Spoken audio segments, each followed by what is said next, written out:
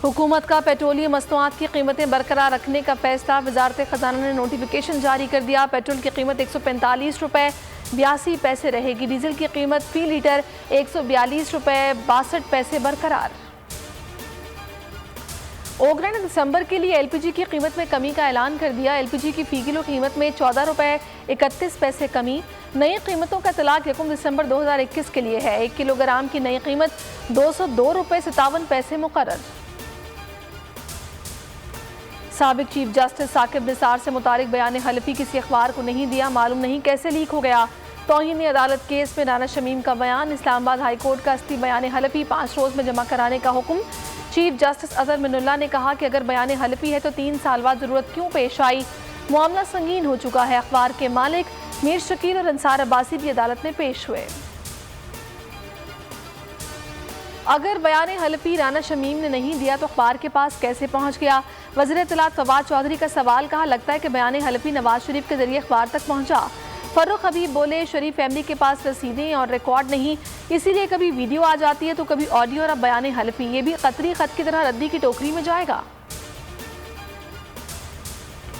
बिलावल भुट्टो ने EVM machine को मुस्तरद कर दिया। कहते हैं ये मशीन RTS-2 है, हुकूमत मुसल्लत करना चाहती है। ओवरसीज पाकिस्तानियों के नाम पर गेम खेला जा रहा है। ये कैसे हो सकता है पेरिस में वोट डाला जाए और नतीजा पेशावर में निकले। ओवरसीज के लिए अलग इलेक्टोरल कॉलेज होना चाहिए, पार्लियामेंट में नुमाइंदा भी अलग हो। क्या सिनेमा, शादी हॉल, स्कूल और घर बनाना दिफाई मकासद हैं? कराची में तमाम गैर कानूनी इमारतें मिसमार करा रहे हैं। ऐसा नहीं हो सकता कि इन तामीरात को छोड़ दें।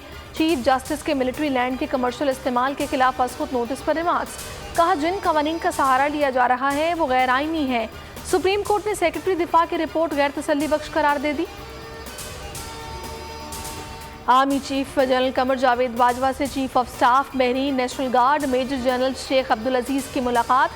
ISPR के मुताबिक मुलाकात में अफगानिस्तान की हालिया सिक्योरिटी सूरत हाल समेत मुख्तलिफ शोबों पर बातचीत हुई। आर्मी चीफ ने कहा खित्ते के अमन और इस्तेहकाम के लिए अफगान अवाम की मुआशी बेहतरी जरूरी है। और ओमिक्रॉन वायरस जनूबी अफ्रीका से पहले यूरोप में मौजूद था।